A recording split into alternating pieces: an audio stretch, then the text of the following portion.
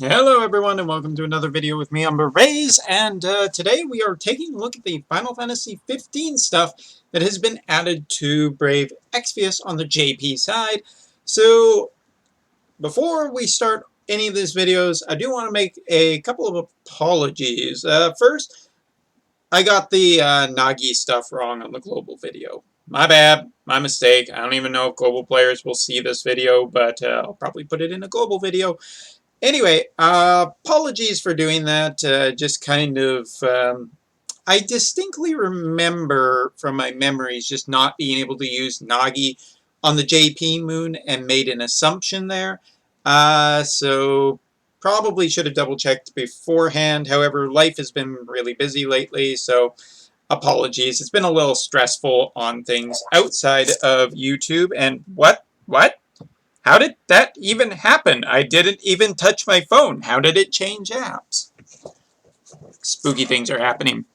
But for people who are looking for me to, in my videos, be overly positive about certain stuff in the game, I've said this once and I'll say it again. Not going to happen. Not about stuff that I don't think is good. If I think stuff is good, I will say so. If not, I'll basically say skip or whatever.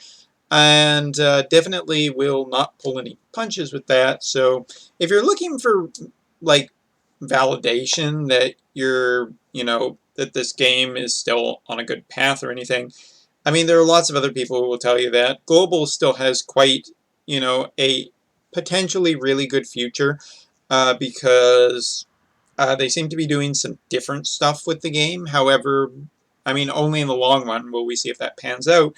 And on the JP side, I mean, it has been a little bit of an upheaval lately. So there you go. But with that being said, let's talk about the new data. And to start, we got to introduce our two new guys. Whoops. There they are. Say hello to Ardyn and Regis, the new Final Fantasy 15 units that have been added to the game. So we'll talk about one at a time, and let's go alphabetical today. So, sorry Daddy support, you're going to have to wait a bit. Let's talk about the Mayhem Man, Ardyn.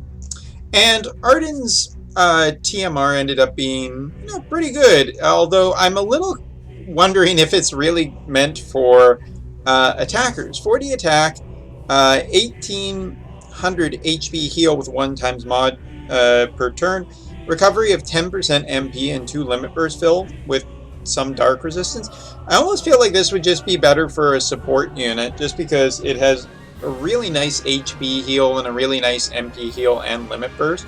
I'm almost just convinced that it doesn't belong on an attacker, but it does have a high attack stat with no defensive, so a little bit dicey on that. Speaking of the other thing, Super Dress Mastery, just really nice Super Dress Mastery to get on any attacker. All status immunity while not sacrificing attack or HP, 80% stats there. Yeah, it's pretty good. As for Ardyn, ended up with a 206 base attack with the attack with pots and passives in his kit, 785 max attack. Pretty good MP and actually a really nice spirit and defense stat and HP stat. Like with all the pots and passives, his HP is over 10k according to the Exvius database, as well as a high spirit of 446 and defense of 333. The only thing that really suffers is his magic, and I think that's okay. Even his equipment selection, I think, is pretty decent with, swords, great swords, katanas, staffs, rods, spears, projectiles, and guns. He has a pretty good selection. Armor selection, less so. But stat-wise, he's pretty good. Limit Burst ended up being an AoE 30 hit, 1800% physical attack, ignoring 50% defense, and an AoE minus 100% fire and dark resistance for 3 turns. Sucks a little bit that it's not 120%, since 120% seems to be the going thing.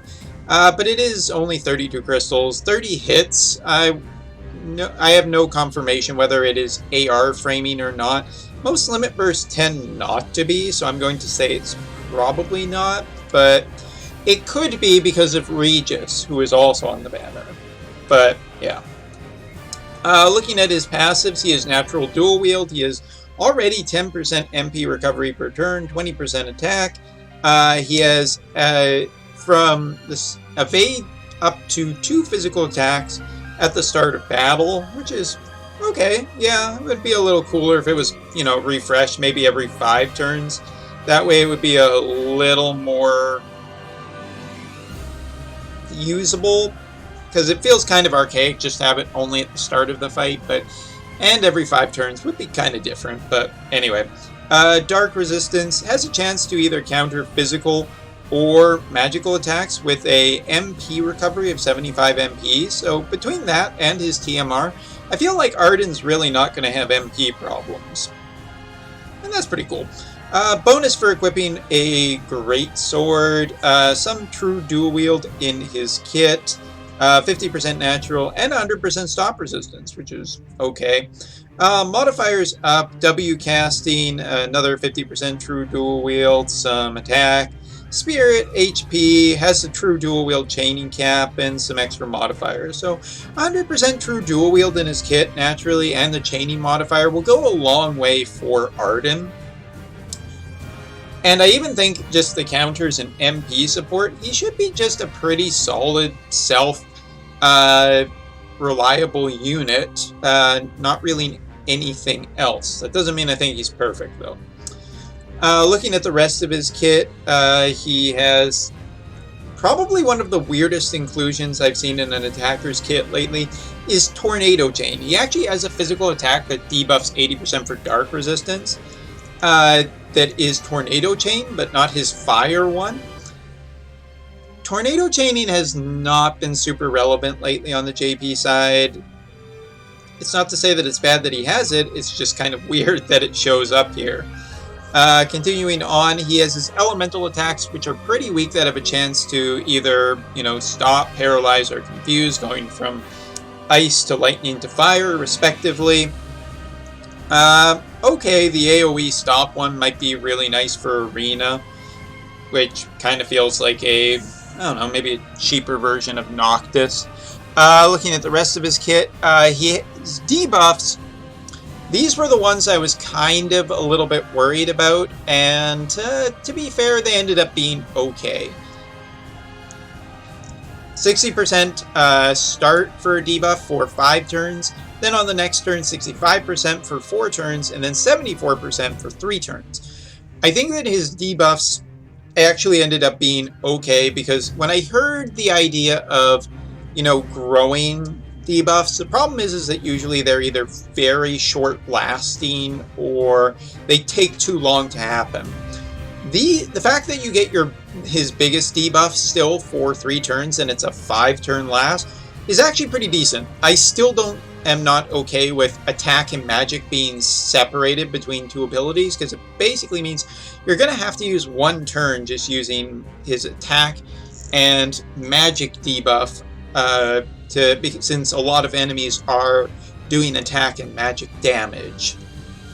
That's my big problem with that. The rest of his kit is basically, I mean, except for some barrage attacks or style attacks, there is basically just, you know, the Stardust Ray Chainer that we are normally seeing. Some AoE, some single target. Big thing, you know, his 10 hitter that ignores 50% defense and either adds fire or dark to his the rest of his attacks. And then he has a actual stacking damage that is 1,000% physical attack with 450% extra use for a max of 3,250 in a chaining. With the chaining modifier, he should get some pretty nice damage. He is not going to, as far as I can figure right now, even with his ways of upping modifiers, and he does have some ways of adding modifiers to his attack, he cannot outdamage Onion Knight, and even if Onion Knight has more elemental options. So, Onion Knight's still king of the crop. But getting into his 7-star, that's where his big physical chaining ability is, so you basically need him at 7-star. That shouldn't be any surprise, that's the game you play.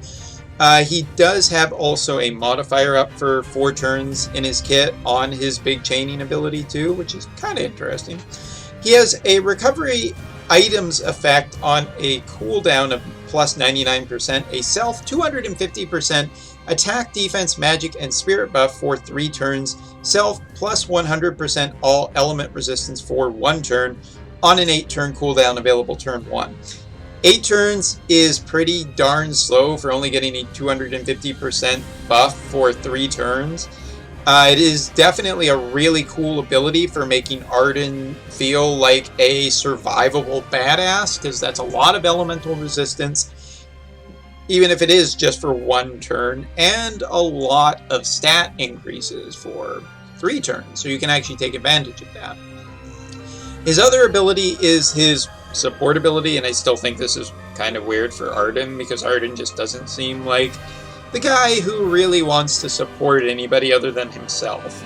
Anyway, AoE plus 150% all stats for 3 turns, AoE 100% fire and dark, or 100% fire, 120% dark debuff for 3 turns on a 4-turn cooldown available turn 1. That's okay, because the cooldown isn't really that bad for what it is. And his last cooldown, AoE plus 100% fire and dark resistance for 3 turns, enables access to a couple of abilities for 3 turns on a 4-turn cooldown available turn 1. Those abilities are some basically better debuffs, yeah, that also give a bonus to him, so it's kind of okay. Long story short, I think Ardyn is a competent damage dealer, especially for being UOC. That is something I did not say at the start of this. Ardyn is UOCable, so if you have 20 UOCs, you can just skip the banners, and we'll talk about the banners in a second.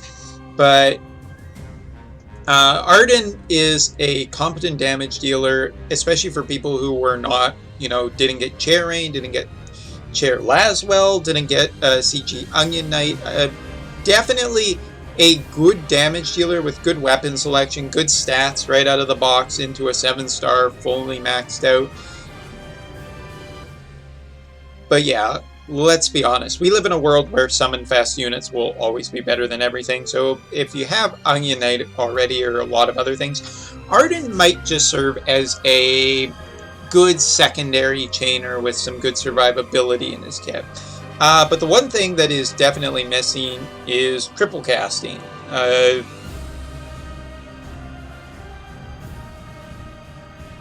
And to my knowledge, there is no...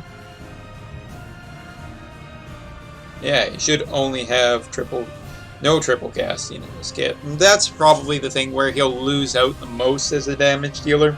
Lots of other damage dealers can just do triple casting, which is just better. But yeah, Ardyn's a solid unit, especially for people who want to just UOC him and have him and enjoy. Yeah, good enough. Now let's talk about Daddy Support, and that's officially what I'm calling him. Regis, who has a very similar animation to...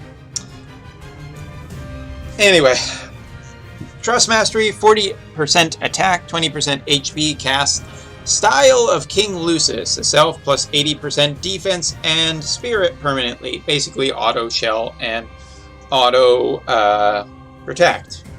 Hard to remember that at the start of fight. Permanent, pretty cool little thing to have. I wish it was a little bit more of a survivability materia, because it'd be actually really great to put on a healer or whatever, to just have permanent defense and spirit, considering there can be some dispel heavy fights. Anyway, and Father's Sword is his super trust mastery, 160 attack with 20% MP and high tide, 100% limit burst fill rate. Pretty nice. I actually kind of like this sword just for the limit burst fill rate. Might be good. Speaking of Daddy here, good HP when all things said and done. Attack stat and magic stat, definitely not great. Defense, pretty good, 464. And MP and Spirit is the big thing. 621 for MP, 621 for Spirit. Pretty nice. Again, equipment is much like Ardyn, except no staffs and spears, which I don't know how to feel about that. I really don't. But good, fairly good equipment selection. He's an old man. I guess he can't handle staffs or spears. I don't know. I'm making shit up. Limit Burst. This is probably the big thing. Regis Phantom Sword. AoE 5 hit, 2100% physical attack. AoE 3000 HP barrier for 3 turns with an AoE 50% damage reduction for 3 turns.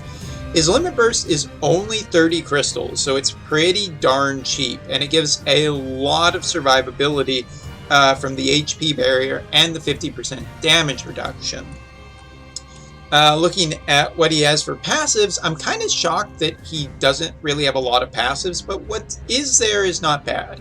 HP, Spirit, Light resistance of 50%, Stop resistance of 100%, 7% MP per turn, has a permanent 20% magic damage mitigation from the start of battle. W ability, also a person who protects the true king, 60% defense and spirit, 100% charm resistance. Cast T ability enables access to basically a whole bunch of abilities triple cast at the start of fight for only 1 turn.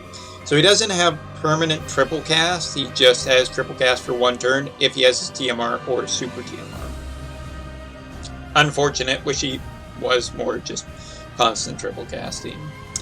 Power of the Physics of King Lucis, extra HP and MP, casts a permanent 20% physical mitigation, so pretty survivable little unit just by himself, and some extra MP. Not a lot of passives, but what's there, permanent damage reduction on himself, not bad, not bad. He's a little survivable unit. Looking at his kit, he has a Race Blow, which is maybe a bad translation, but removes all status from the enemy, so he does have a form of Dispel. Guard Wall, 30% damage reduction for 3 turns, and a 1000 HP barrier. Attack Revive, Defense Revive. Attack Revive is 130% attack and magic for 5 turns with an AoE 15,000 HP heal with a 0 times mod split over 5 turns. And defense is 130% to defense and spirit for 5 turns with 150 MP heal split over 5 turns. Been a long day.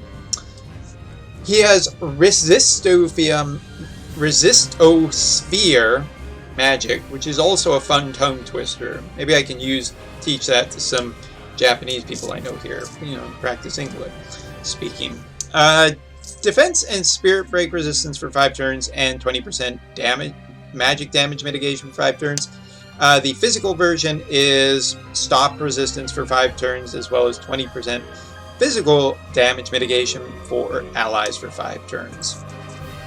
Bond of Battle, 130% attack and magic for 5 turns, enables access to Light Graves for 5 turns for an ally. So Bond of Battle does give the a light chaining ability, which Light Graves, just to scroll down, is a single target, 30 hit, 50% physical attack.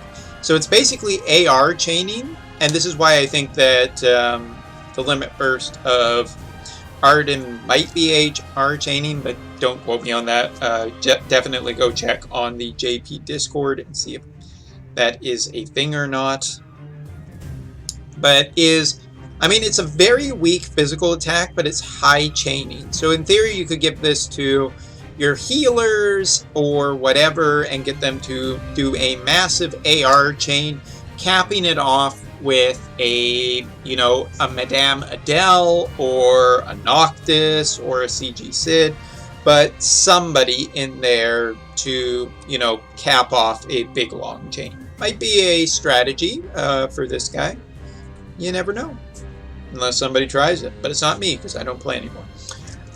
Majesty Wall, single target, 10 hits, 210% physical attack, ignoring 50% defense, AoE 2000 HP barrier. So it's basically your you know, your chaining ability that also gives an HP barrier. And then we get into a 7-star. Claire's support, AoE 200% attack, defense, magic, and spirit for 3 turns, enables accent to Lucent Graves for 1 turn for an ally on 4-turn cooldown. So this ability ended up not being, unless this is a data misparse, which is totally the bot. I don't do the bot stuff or the wiki stuff. 200%, like, it's a really weird ability because Claire's support basically is a 200% buff for everybody, but it only gives Lucent Graves to a single ally. Unless, like, it's really hard to read this ability. I'm pretty sure that it is for 1 use on an ally. So it should give it to... No, it does give it to everyone. I'm reading this totally wrong. It's not particularly clear. But Lucent Graves is the exact same kind of thing. It is a single target, 30 hit by 50% physical attack, restoring 200 HP, 200 MP. God, so many misspeaks. I am overly tired. AR chain. So it's a light chaining with a light chain finisher at the end of it. This could be just a great MP heal for the entire party as they all work together and chain to bring down the boss. Provided that the boss doesn't have light resistance, in which case you're totally fucked. But it's available turn 1 on a 4-turn cooldown, so it's pretty good support for, you know, stats up, 200% as well, all 8 stats AoE, pretty good. Ring of Light, 10 hits, backloaded chaining damage with a AoE 40% damage reduction for 1 turn. This is not a cooldown, so he does have 40% damage reduction constantly. That's worth noting. Inspiring King Lucis, an AoE 50% HP heal, 50% MP heal, and an AoE fill of 15 limit bursts on a 3-turn cooldown available turn 1. Pretty powerful heal that he has in his kit on one of his cooldowns. 50% HP and MP heal is definitely not bad to have for a support unit. And the Power of Successive Kings, his final one.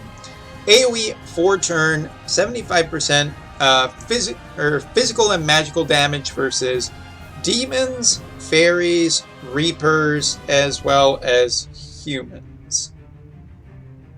I think I read that right. Yeah, it should be 4. 5-turn cooldown, available turn 1. So, I mean, 4 turns, a lot of physical and magical killers. Nope. It's so weird how this is. 75% versus demons, humans, and fairies, physical, and reapers. And then a 75% magical versus demons only. Again, I think there might be some misparsing, because I do believe in the pre-stuff it was supposed to be physical and magical killers for everything. I have questions, but yeah, let me refresh just to see if I can. Might need to double check with that on the Reddit too. But either way, gives killers pretty good. Alright, so now we've talked about both units, and I'm going to say this about Regis. Regis is definitely a really cool support unit. I think he has some really good HP and damage mitigation. The one thing, though, that is missing in his kit is elemental protection. He does not have a lot of elemental protection, and elemental protection is still very much needed. Even in the trial that JP is just got today, where we have to go up against Tiamat, there is a lot of elemental resistance that is probably needed on tanks. So while Regis is definitely great for damage mitigation and potentially giving chaining to people and supporting the party with boosts and everything, even having some chaining abilities himself, some elemental protection would not be a miss for him to have in his kit. So now let's talk about the banners, because the banners are definitely a colorful bunch. Looks like there is a split between Noctis and Ardyn on a banner. Original Noctis, just no. I know Ring of the Lucia is a good TMR, but no, just no. And speaking of things that I think are absolutely horrible, is this 11 pull for 5k Lapis, where you get a set of king pots as well as one guaranteed rainbow, but the guaranteed rainbow is of the units you see, whether it is original Noctis, Nyx, Aranea, Prompto, Gladio, or Ignis. Woo! I made it. I remembered them all. With a 25% chance to get one copy of either Ardyn or Regis. The odds are not in your favor. I really think that this is the sucker step up, or the sucker banner to try and get people, because the odds are really bad here, and there is, 75% chance that you end up with a unit you really aren't looking for as a... I mean, the situational use of some of those units is a possible good thing, but the odds are just so bad here, and king stat pots are just not worth it. So I would stay away from this banner. To talk about the other step up banner, and look at that, Alan put it on sale. I'm totally sure that it wasn't just originally a 20k Lapis banner. Yeah, I don't believe the sale icon on here. Especially because the first pull is only 5 anyway. Anyway, the first pull for 5 is only 1500 Lapis. What a deal! 5k for the second step, which is an 11 pull for 3k Lapis. And then from there, it's 5k a step. Step 3 guaranteeing you a rainbow as well as one of the tickets, the safety net tickets, as well as step 4 having a 1.5 times up on rainbow rates, as well as the final step guarantee you either a Ardyn or a Regis. Step 5 is very nice because it guarantees you one of the 2 units. If you really are looking to spend on this banner, I suggest going for this one, although I still don't recommend it, because about 20k Lapis, I don't know. You probably just spend, if you're spending on this game, you're probably just better to wait and spend on Fest units. Also because you can UOC these characters, so if you really want them, I mean, this is my overall opinion of everything here. Both Ardyn as well as Regis are good. They're absolutely solid units. I don't think that Ardyn's elements are the best combination, because if you were to go up against a demon or something, and ow, I just hit my leg. If you are to go up against some of the demons or bad guy bosses, fire and dark just feel too close together. But Ardyn does have, dual wield naturally. So there is the possibility that you can just equip the right element to him. Ardyn is a absolutely solid unit for people who are not interested in the Fest stuff and just want a good solid unit. I even think he has some interesting stuff in his kit. As for Daddy Support, solid damage mitigation across the board, especially on himself. But with an incredibly low attack, he's never going to be basically a good damage dealer. And the gifted ability only being light elemental does potentially make it situationally bad, depending on what the enemy absorbs or the enemy is not going to take damage from. So yeah, I think both of the units are pretty darn good. They're just not summon festival, which is maybe something that I should not have to say anymore in any of my videos. If it's not a summon fest, don't expect them to be OP. Just expect them to be decently really good units, but hey, they're UOCable, and that gets a thumbs up from me. So let me know, are you gonna get these guys? Are you excited about Daddy Support, or daddy issues. Maybe that's the theme here. There's usually a theme besides just the Final Fantasy number. Anyway, thanks for watching, and I'll see you in the next video, which is probably going to be about the live stream. And woof on that one.